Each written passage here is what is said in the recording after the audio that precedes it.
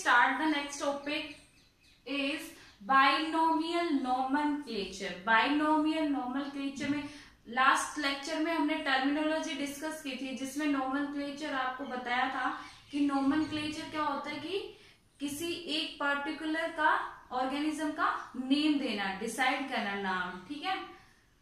उसके बाद अब बाइनोमियल नोमेनक्लेचर क्या होता है, फर्स्ट टाइम जो आपका बाइनोमियल नोमेनक्लेचर था वो किसने डेवलप किया था, कार्ल लिनियस ने, फिलोसफिया बॉटनिका, ये इसकी बुक थी 1751 में, ठीक है।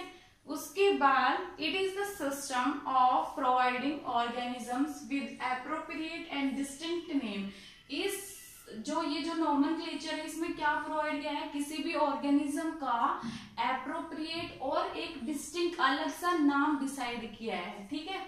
जिसमें क्या है, कंसिस्टिंग ऑफ 2 वर्ड, जिसमें एक नेम के 2 वर्ड निकल रहे हैं, ठीक है। फर्स्ट है आपका जेनेरिक, जो फर्स्ट वर्ड है वो क्या है, जेनेरिक है, और जो सेकंड वर्ड है वो क्या है, स्पेसिफिक है, ठीक है। और जो आपका जेनेरिक वर्ड है उसको हम बोलते हैं जीनस, उसको हम क्या बोलते हैं, जीनस, जेनेरिक नेम को, ठीक है। देन उसके बाद जो बाइनोमियल नोमेनक्लेचर है उसके कुछ रूल्स हैं, ठीक है। क्या क्या रूल्स इंक्लूड होते हैं, देन फर्स्ट है आपके, जैसे उसमें जो आपका नोमेनक्लेचर है उसके 5 कोड्स है, 5 कोड्स ऑफ नोमेनक्लेचर है, जिसमें फर्स्ट है आपका ICBN कोड। ये क्या है, इसकी फुल फॉर्म क्या है, international code of botanical nomenclature. तो ये आपका फर्स्ट कोड है। सेकंड कोड है ICZN, international code of zoological nomenclature, ठीक है। Third code is ICBACN, international code of bacteriological nomenclature, ठीक है। Fourth one is ICVN, international code of viral nomenclature. जैसे आपके बॉटनिकल में क्या होता है, प्लांट को कैटेगराइज किया है, प्लांट को नेमिंग दी गई है, जूलॉजिकल में एनिमल्स को, बैक्टीरियोलॉजी में बैक्टीरिया को, वायरोलॉजी में इसमें वायरल को, ठीक है, वायरस होते हैं जो। Fifth is ICNCP, international code of nomenclature for cultivated plant. इसमें क्या है, जो कल्टिवेटेड प्लांट्स है उनको नेमिंग दी गई है।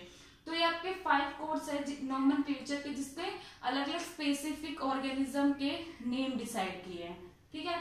अब इसके क्या है, रूल्स है। जो आपका फर्स्ट रूल है वो क्या कहता है, each organism is given only 1 name, एक पर्टिकुलर एक ऑर्गेनिज्म का सिर्फ एक ही नेम होगा, कंसिस्टिंग ऑफ 2 वर्ड, जो कंसिस्ट करेगा 2 वर्ड, जेनेरिक एंड स्पेसिफिक, ठीक है। ये फर्स्ट रूल है। सेकेंड रूल है, the names of the author is keeped in Roman script. जो आपका ऑथर है, ऑथर होते हैं जिसमें जैसे ये वाला दिया है, ये वाला, जैसे नोमेनक्लेचर आपका कार्ल लिनियस, तो इनको किस लेटर में लिखा जाएगा, रोमन में, ठीक है। थर्ड है, the names of sub families and other categories are not printed in italics. किसके नेम, सब फैमिली के नेम, फैमिली के नेम, और जो अदर कैटेगरीज हैं जैसे क्लास हो गई, ऑर्डर हो गई, उनको किस में प्रिंट नहीं किया जाएगा, इटैलिक्स में, इटैलिक वर्ड में उसको प्रिंट नहीं किया जाएगा। They can however be written in bold letter, किस में लिखा जाएगा उनको, बोल्ड लेटर में, ठीक है। फोर्थ है आपका rule, the scientific name is printed in italic. जो आपका साइंटिफिक नेम है, जैसे मैंगो का ले लेते हैं, मैंगो का जो साइंटिफिक नेम है मैग्निफेरा इंडिका है, तो उसको किस में प्रिंट किया जाएगा, इटैलिक्स में, ठीक है। It is underline in hand written description. अगर हम उसको हैंड रिटन लिखते हैं, मतलब हाथ से लिखते हैं, तो उसको अंडरलाइन करना है हमें, ठीक है। Fifth is the article original name were taken from Latin and Greek word. और जो ओरिजिनल नेम है उसको किस में लिखेंगे, लेटिन और ग्रीक लैंग्वेज में, लेटिन और ग्रीक लैंग्वेज में। तो ये आपके 5 रूल्स थे जो डिपेंड करते हैं ये 5 कोड्स पे। यही है आपका बाइनोमियल नोमेनक्लेचर। सिंपली इसमें क्या है कि कोई भी एक ऑर्गेनिज्म है, उसका एक नाम है, ठीक है, और उस नेम, वो जो नेम है वो कंसिस्ट करता है 2 वर्ड, स्पेसिफिक और जेनेरिक। जैसे हम एग्जांपल ले लेते हैं मैंगो का, उसका जो साइंटिफिक नेम है क्या है, मैग्नीफेरा इंडिका। इसमें एक जेनेरिक है और एक स्पेसिफिक वर्ड है, तो ये कहता है आपका बाइनोमियल नोमेनक्लेचर, ठीक है। देन उसके बाद आता है हायरार्की ऑफ टैक्सोनॉमिक कैटेगरी। जो आपके टैक्सोनॉमिक कैटेगरीज है उसकी हायरार्की क्या है, किसने दिया था ये, लिनियन ने। लिनियन हायरार्की बोलते हैं क्योंकि इसको किसने दिया था, लिनियस ने ही दिया था, ठीक है।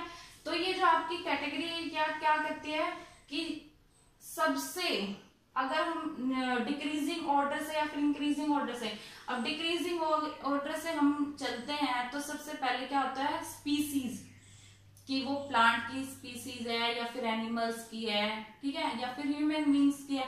तो सबसे पहले क्या आएगी, स्पीसीज, फिर उसका क्या आएगा, जीनस, ठीक है, जीनस नेम लिखना है। उसके बाद वो किस फैमिली से बिलोंग करता है, ठीक है, किस फैमिली से, या आप आगे पढ़ोगे जो आपका चैप्टर है, ठीक है। जीनस के बाद क्या आता है, कौन सी फैमिली से वो बिलोंग करता है, फैमिली के बाद कौन से वो ऑर्डर में आ जाता है, ठीक है, ऑर्डर के बाद कौन से वो क्लास में है, ठीक है, क्लास के बाद कौन से वो डिवीजन को हम फाइलम भी बोल सकते हैं, ठीक है, कौन से फाइलम और डिवीजन से वो बिलोंग करता है, और एट द टॉप पर वो कौन से किंगडम में है, ठीक है। तो ये जैसे आपके प्लांट है, एनिमल है, इनको कैटेगराइज किया गया है। जैसे आपके रेप्टाइल्स है, कौन से डिवीजन में रहते हैं, इंसेक्ट वगैरह, बर्ड्स वगैरह, ये सब कौन कौन सी क्लास में है, ऑर्डर में है, ये किसकी वजह से कैटेगराइज किया गया है, ये टैक्सोनॉमी कैटेगरीज है, ठीक है। तो ये है आपकी सीरीज टैक्सोनॉमी की, ठीक है, यहां से डिक्रीजिंग में जाती है ऊपर, ठीक है। The next topic is concept of biodiversity. अब बायोडाइवर्सिटी की हम बात करते हैं तो बायोडाइवर्सिटी क्या होती है, डाइवर्सिटी इन लिविंग ऑर्गेनिज्म बोल सकते हैं, या फिर हम उसको बायोडाइवर्सिटी बोल सकते हैं। तो बायोडाइवर्सिटी क्या होती है कि जो आपके डिफरेंट टाइप ऑफ ऑर्गेनिजम्स होते हैं, डिफरेंट टाइप के ऑर्गेनिज्म, जिसमें आपके प्लांट आते हैं, एनिमल्स आते हैं, ठीक है। तो डिफरेंट टाइप की लाइफ फॉर्म्स है आपकी, ठीक है, उनको क्या किया जाता है, पर्टिकुलर एक सीरीज में, पर्टिकुलर, जैसे उनकी अब क्या है, मॉर्फोलॉजी भी अलग है, साइज भी अलग है, कलर, एनाटोमी, ठीक है, तो वो सब क्या है, अलग है। तो उसी के बायोडाइवर्सिटी के बेस पर उसको डिफरेंशिएट किया गया है, ठीक है। तो बायोडाइवर्सिटी को अगर हम डिफाइन करेंगे तो बायोडाइवर्सिटी क्या होगा, biodiversity is the occurrence of variety of life form in different morphology, size, anatomy, ठीक है। तो उनकी क्या है, लाइफ फॉर्म क्या होगी, डिफरेंट होगी, ठीक है। उसके बाद आता है एक टर्म आती है फॉसिल्स। फॉसिल्स क्या होता है, जो आपके जैसे काफी हम बात करते हैं कि जो कोई लिविंग ऑर्गेनिज्म था, जैसे वो पास्ट में क्या हो गया, लुप्त हो चुका, इवोल्यूशन हो गया, उसका खत्म हो चुका वो, ठीक है। और क्या हुआ कि वो लुप्त हो चुका है, लेफ्ट हो गया, उसने अपनी इंप्रेशन को क्या कर दिया, लेफ्ट कर दिया, और वो कहां पर चला गया, मिट्टी के साथ, रॉक के साथ रह गया, ठीक है, रॉक्स में चला गया, तो उसको हम बोलते हैं फॉसिल्स, ठीक है, उसको हम बोलेंगे फॉसिल्स। देन उसके बाद आता है आपका tools for study of biodiversity. क्या क्या टूल्स है जिससे हम बायोडाइवर्सिटी को अच्छे से एक्सप्लेन कर सकते हैं, अच्छे से डिस्कस कर सकते हैं, ठीक है। तो आपका आता है इनमें जो आपके बायोडाइवर्सिटी को कंटेन करते क्या क्या प्रेजेंट होता है, उसमें म्यूजियम्स हो गए, जूज, हर्बेरिया एंड बॉटनिकल गार्डन। तो इन टूल्स की हेल्प से हम बायोडाइवर्सिटी की स्टडी कर सकते हैं, ठीक है। तो आपका फर्स्ट आता है museum. First is museums. Museums क्या होते हैं, museum is an institution. Museum क्या होता है, एक इंस्टीट्यूशन होता है जो क्या करता है, where artistic and educational material are exhibited to public, ठीक है। उस जो आपका म्यूजियम होता है, इंस्टीट्यूशन होता है, आपने देखा भी होगा कैसा होता है, तो उसमें क्या होता है, आर्टिस्टिक मतलब, और जो भी एजुकेशनल मटेरियल होता है हमारी स्टडी के लिए, ठीक है, उसको एग्जिबिट किया जाता है, दिखाया जाता है पब्लिक के सामने, ठीक है। पब्लिक देखती है म्यूजियम, हम जाते भी है म्यूजियम में, ठीक है। तो ये क्या होता है इसमें कि जो एजुकेशनल या फिर हमारे जैसे पुराना जो पास्ट चला जगह उसके ऊपर हमें स्टडी करनी है, तो ये काफी हेल्पफुल होता है म्यूजियम्स। ठीक है, इसमें काफी ओल्ड जो पास्ट में जो भी चीजें यूज होती थी वो भी दिखाई जाती है। ठीक है, तो ये है आपका म्यूजियम। उसके बाद कलेक्शन क्या होता है, एक टर्म होती है कलेक्शन। ठीक है, जो इसमें म्यूजियम में जो मटेरियल होता है उसको हम ऑब्जर्व करते हैं और स्टडी करते हैं। ठीक है, the material available for observation and study is called collection, उसको हम बोलेंगे कलेक्शन। ठीक है, उसके बाद जो आपका म्यूजियम है वो रिक्वायर करता है, अब उनको किस किस बेस पर क्या क्या था डिफरेंशिएट करता है। डिफरेंशिएट करने के लिए हम कि वो किस टाइप का स्पेसिमेन है, ठीक है, किस टाइप का स्पेसिफिक है, उसका साइंटिफिक नेम क्या है। ठीक है, तो ये है। उसके बाद आता है म्यूजियम। जो भी हमारे म्यूजियम है उनका फंक्शन क्या होता है, क्या रोल परफॉर्म करता है वो, एक्विजिशन ऑफ मटेरियल, मटेरियल को स्टोर करके रखता है। रिकॉर्ड, उनका क्या करता है, रिकॉर्ड रहता है हमारे पास, जैसे काफी पुराना मटेरियल है वो भी हमारे पास है म्यूजियम में स्टोर है, तो उसका क्या है, रिकॉर्ड है। उसके बाद प्रिजर्व करके रख सकते हैं उसको काफी लॉन्ग टाइम तक, और वो रिसर्च में भी हेल्प करता है, उसके ऊपर हम स्टडी कर सकते हैं। ठीक है, उसके बाद आता है आपका कि कौन कौन से म्यूजियम प्रेजेंट होते हैं और कहाँ कहाँ प्रेजेंट है। जैसे आपका इंपॉर्टेंट म्यूजियम्स के नेम है natural history museum. Natural history museum कहाँ पर प्रेजेंट है, ये लंदन में। ठीक है, उसके बाद आता है सेकंड जूलॉजी म्यूजियम, नॉर्थ में प्रेजेंट है। ठीक है, उसके बाद प्रिंस ऑफ वेल्स म्यूजियम कहाँ प्रेजेंट है, मुंबई में। ठीक है, प्रिंस ऑफ वेल्स म्यूजियम कहाँ प्रेजेंट है, मुंबई में। उसके बाद आता है आपका वाइल्ड कंजर्वेशन। ठीक है, सेकंड टूल आपका है वाइल्ड लाइफ कंजर्वेशन। अब वाइल्ड लाइफ कंजर्वेशन क्या होता है, उसमें एक लॉ है आपका जिसको हम बोलते हैं प्रोटेक्शन बाय लॉ। ठीक है, प्रोटेक्शन बाय लॉ, नाम से ही पता चल रहा है कि प्रोटेक्शन हो रही है। इसमें क्या हो रहा है कि इन 1952 the government of India constitution an advisory body on country wildlife called the Central Board for Wildlife, इस जिसको नाम दिया था बाद में लेटर उसका नाम पड़ा IBWL, जिसको हम बोलते हैं Indian board for wild life. ठीक है, तो जो आपका ये एक्ट है, लॉ है, इसमें गवर्नमेंट ने 1952 में एडवाइस दिया था, कॉन्स्टिट्यूट किया था कि जो भी क्या है body and on country wild life, ठीक है, जो भी लिविंग है उसको क्या पर्टिकुलर एक स्टेट में, पर्टिकुलर एक जगह, एक प्लेस, एक एरिया में क्या करेंगे, उसको रखेंगे। ठीक है, ताकि वो सुरक्षित रहे।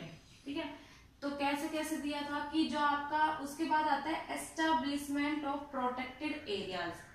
ठीक है, एस्टेब्लिशमेंट ऑफ प्रोटेक्टेड एरियाज। उससे पहले आता है कि जो आपका ये जैसे है वाइल्ड लाइफ कंजर्वेशन है, कि जो इस वाइल्ड लाइफ कंजर्वेशन का एक प्रोटेक्टेड एक्ट दिया था 1972 में, प्रोटेक्शन एक्ट था 1972 में, फर्स्टली एम्बेडेड हुआ था वो कब, 1999 में, फर्स्टली एम्बेडेड हुआ था 1991 में, जिसको हम बोलते हैं project tiger.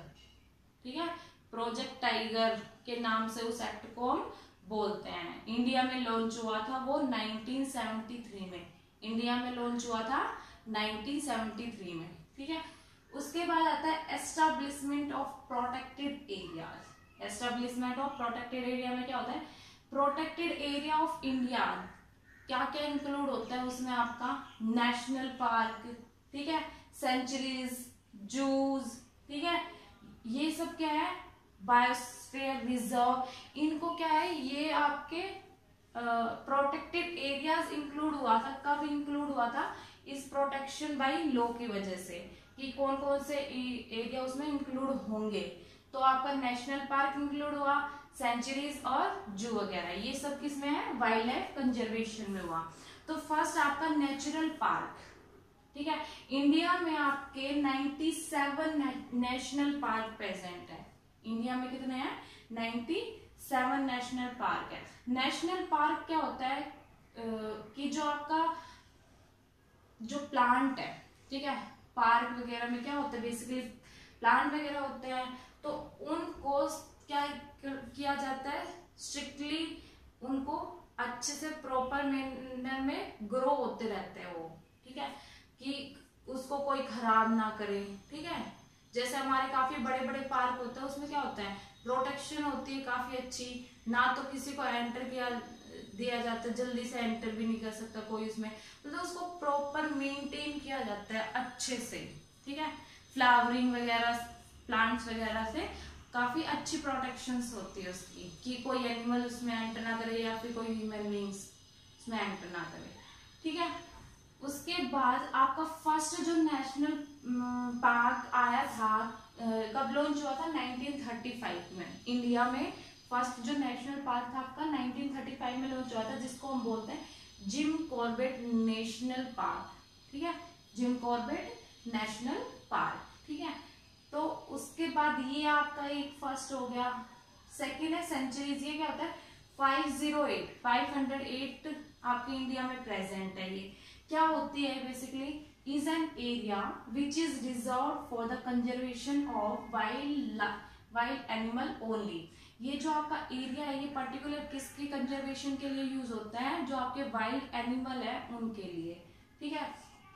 And operation such as, और क्या क्या ऑपरेशन किया जाता है, क्या क्या किया जाता है, हार्वेस्टिंग ऑफ टिम्बर्स, ठीक है, collection of fodder, minor forest product allow so long as they do not affect the animal adversely, ठीक है। वहां पर ये सब कुछ रखा जाता है उस एरिया पर, बाकी कोई भी उन एनिमल को बाहर से, कोई भी मतलब बाहर से उसको नुकसान नहीं कर सकते, उन एनिमल को प्रोटेक्ट किया जाता है, अच्छे से कंजर्व किया जाता है, ठीक है। उसके बाद आता है आपका थर्ड आता है जू। जू क्या होता है, जैसे हमने काफी देखे भी है, जू में हम गए भी हैं, कि वहां पर एनिमल्स को अच्छे प्रॉपर से प्रोटेक्शन दी जाती है, ठीक है। एक जैसे पर्टिकुलर एरिया लिए, यहाँ पर जैसे एलिफेंट्स हैं, ठीक है। सेकंड एरिया में क्या है, आपके मंकीज हैं, ठीक है। तो उनको प्रॉपर उस एरिया में मेंटेन किया जाता है, ठीक है, प्रॉपर उनकी प्रोटेक्शन दी जाती है, फूड वगैरह दिया जाता है और उनको मेंटेन किया जाता है, ठीक है। बेसिकली यूज किस लिए होता है जू, जैसे हमारे पब्लिक हम जाते हैं उनको क्यों, स्टडी करने के लिए, बेसिकली एजुकेशनल पर्पज से, ठीक है, इसलिए उनको वहां पर रखा जाता है। कौन कौन से इंपॉर्टेंट जू प्रेजेंट है, जयपुर जू, कहाँ प्रेजेंट है, जयपुर में, ठीक है। उसके बाद लखनऊ जू, लखनऊ में प्रेजेंट है। मैसूर जू, मैसूर में प्रेजेंट है, ठीक है। तो ये इंपॉर्टेंट जू है, ठीक है। तो ये थी आपकी वाइल्ड लाइफ कंजर्वेशन, ठीक है। देन उसके बाद आता है herbaria. Third is herbaria. Herbarium क्या होता है कि जो आपका हर्बेरिया एक ऐसा प्रोजेक्ट होता है या फिर एक ऐसा कलेक्शन होता है जिसमें प्लांट को क्या किया जाता है, स्टोर करके रखा जाता है, ठीक है। किस लिए, उनका रिकॉर्ड रखा जाता है रिसर्च के लिए, आगे उनकी स्टडी के लिए। जैसे कई होते हैं कि वो इवोल्यूशन हो जाता है, उनका लुप्त हो जाता है कुछ प्लांट, तो इसकी हेल्प से उनको हम अच्छे से काफी लॉन्ग टाइम से आगे फ्यूचर के लिए उनको स्टोर करके रख सकते हैं। और किस कैसे किए करेंगे, उनको हम ड्राई अप करके ही प्रिजर्व कर सकते हैं, ठीक है। प्लांट को हम ड्राई करके फिर प्रिजर्व कर सकते हैं। तो हर्बेरिया में यही होता है। देन उसके बाद कैसे होता है, क्या क्या रिक्वायरमेंट होती है हर्बेरिया बनाने के लिए, ये आप बनाओगे भी कॉलेजेस में आप बनाओगे हर्बेरियम। उसमें क्या होता है कि सबसे पहले आपको प्लांट लेना है, ठीक है। प्लांट का जैसे कोई भी पार्ट ले लिया, लीफ ले लिया हमने, ठीक है, फ्लावर ले लिया, तो उसको क्या करना है, सबसे पहले उसको ड्राई अप करना है, ठीक है। ड्राई अप करने के बाद एक शीट आती है आपकी हर्बेरिया शीट, उसके ऊपर आपको पेस्ट करना है। देन उसके बाद उसका प्रॉपर स्टडी मटेरियल लिखना है कि कौन से फाइलम में है वो, कौन सा डिवीजन है उसका, कौन सी क्लास है, कौन सी स्पीसीज है, कौन सा जेनर है, उसको प्रॉपर उसको लिखना भी पड़ेगा आपको, तब वो जाके तैयार होता है मटेरियल। ठीक है, उसके बाद बेसिकली आपका क्या क्या फंक्शन परफॉर्म करता है, वे क्या क्या हेल्प मिलती है हमें, इंफॉर्मेशन देता है अबाउट लोकल फ्लोरा। अब देखो हमने प्लांट को प्रिजर्व किया है, अब हम लोकली भी उसको प्लांट को लेंगे या फिर दूसरी जगह से जो प्लांट है उसको भी हम स्टोर करके रखेंगे। ठीक है, तो वो इंफॉर्मेशन देगा हमें लोकल फ्लोरा की भी और डिस्टेंट फ्लोरा की। ठीक है, उसके बाद about ecology of different places, उसके बाद क्या इकोलॉजी बताएगा किसकी, डिफरेंट प्लेसेस की। ठीक है, इंपॉर्टेंट हर्बेरिया आपके कहाँ कहाँ प्रेजेंट है, royal botanical garden, royal botanical garden London में प्रेजेंट है ये, और आपका ये सबसे लार्जेस्ट हर्बेरियम है। ठीक है, कौन सा, रॉयल बॉटनिकल गार्डन सबसे लार्जेस्ट हर्बेरियम है आपका। सेकेंड है museum of natural history, Paris में प्रेजेंट है, museum of natural history Paris में प्रेजेंट है ये। ठीक है, उसके बाद आता है fourth one is botanical garden, ये तो आपने देखा भी होगा, बॉटनी प्लांट की स्टडी, नाम से पता चल रहा है बॉटनी का मतलब क्या होता है, प्लांट की स्टडी। ठीक है, तो इसमें बॉटनिकल गार्डन में क्या होता है कि आप वहां पर जाके देखोगे तो आपको क्या प्रॉपर फ्लावरिंग, प्रॉपर प्लांट लगे मिलेंगे, और उसके क्या मिलेंगे उसके साथ, उसका साइंटिफिक नेम वगैरह, उसका हिंदी नेम, उसका इंग्लिश नेम, जेनेरा, स्पीसीज, किससे वो बिलोंग कर रहा है, तो प्रॉपर रिकॉर्ड आपको वहां पर बॉटनिकल गार्डन में मिलेगा।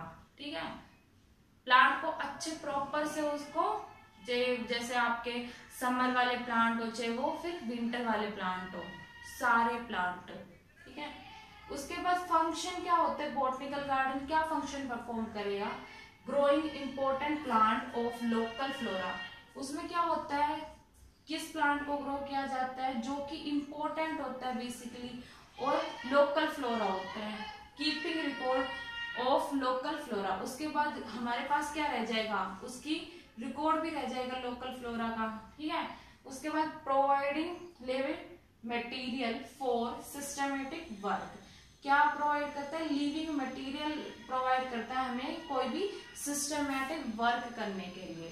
ठीक है, देन उसके बाद इंपॉर्टेंट बॉटनिकल गार्डन आपके हैं, रॉयल बॉटनिकल गार्डन लंदन में प्रेजेंट है। ठीक है, इंडियन बॉटनिकल गार्डन कोलकाता में प्रेजेंट है।